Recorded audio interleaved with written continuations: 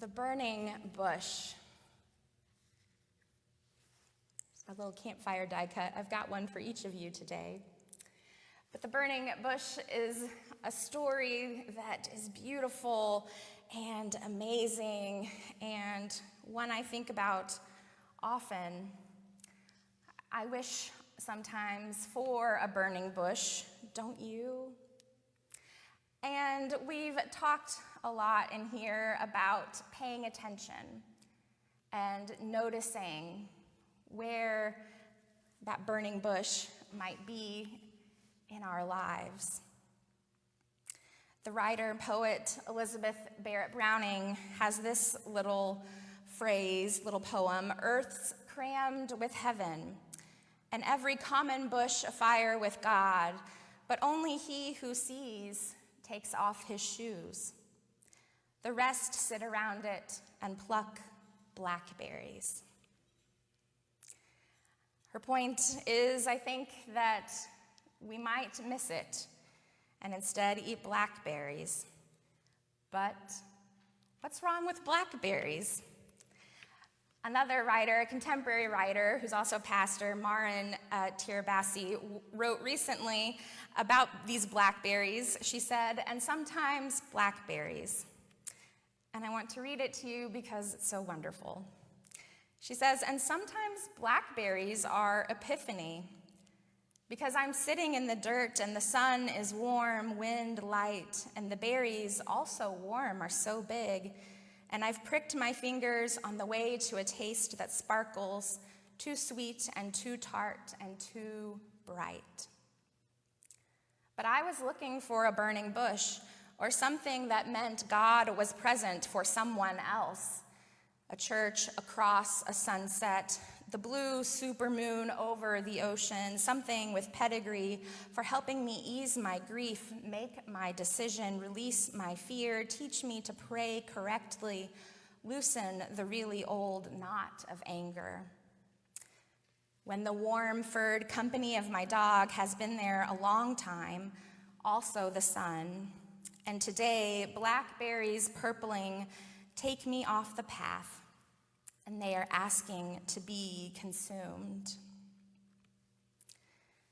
What I hear her saying is a response to Elizabeth Barrett Browning that even if we miss the burning bush, God is in the blackberries too. And what does this mean for us? Well, often we're waiting for God's call.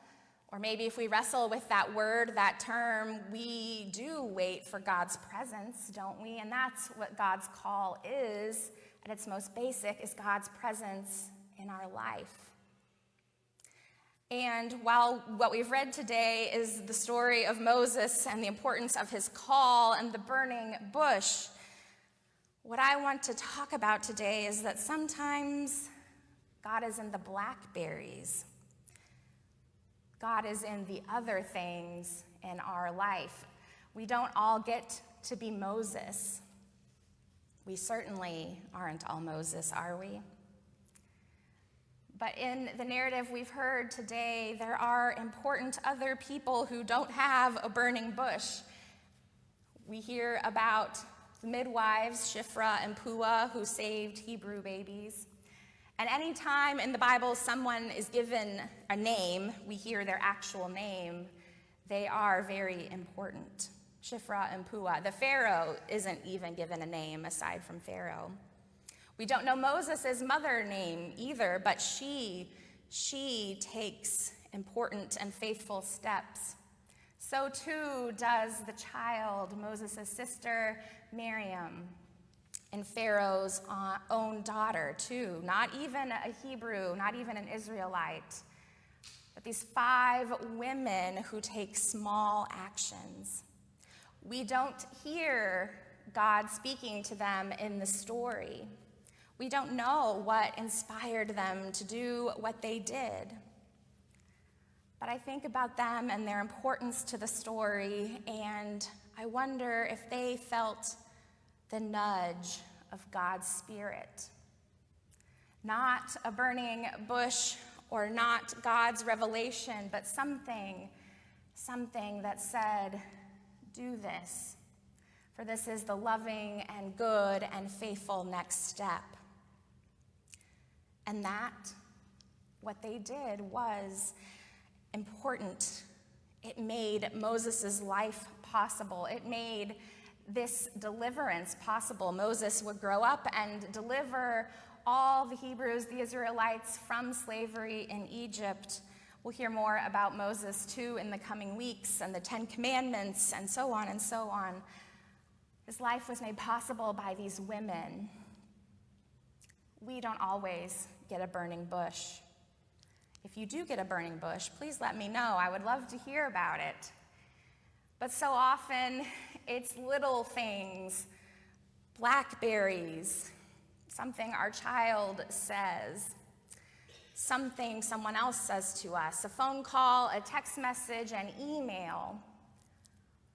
And think about if you were the person sending that text or making that phone call or sending that email, one little word said to someone else. We don't always know the impact of our actions. Maybe we too are not the prophets like Moses, but we are midwives like Shiphrah and Puah, mothers like Moses' mother, and even children like Moses' sister. There's a verse in Zechariah, do not despise small beginnings. And that's what I think about today when I dwell on Moses' story. Do not despise small beginnings. So what are those nudges that God has for you now? Those nudges are calling. I call them nudges. That's how I experience it. But maybe it's something different for you, a flicker, an idea. You know, I'm going to hand you all these little burning bushes and encourage you to put them up later this week so you'll see them.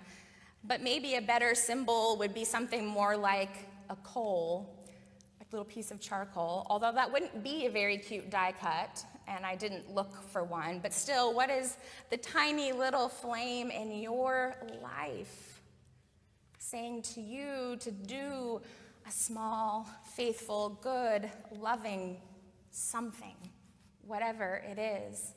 Those things matter. God calls us not to brush them off, but to listen and to respond. This is just the tiniest of stories, but it reminds me of those nudges. Yesterday, Lydia and I were at the library, and we were leaving the library at the same time as two women carrying big bags of yarn. And I said to them, oh, are you all the fiber arts people? Or something like that. And indeed they were. So then I started talking about my crochet failed projects. Who knows if anything will become of that connection. Maybe I will go to fiber arts one day. But I often don't want to talk to strangers and don't want to engage in those small moments. But it's good for my health. Maybe they didn't appreciate it. I don't know. They seemed happy. It's good for my health to have those little connections with people. Is God in that? I think so, because God is in our community, our relationships with one another, and just seeing other people. Again, that's the tiniest of stories. I'm sure, although, God could prove me wrong, that there will be no Moses as a result of that interaction. But still, I offer that to you to say, what is God nudging you towards this week? Where is the coal?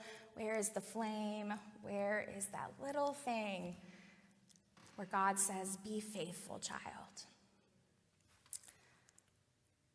As we go about our week, let us look for the flame, which may be not a burning bush, but a small coal, and let us follow.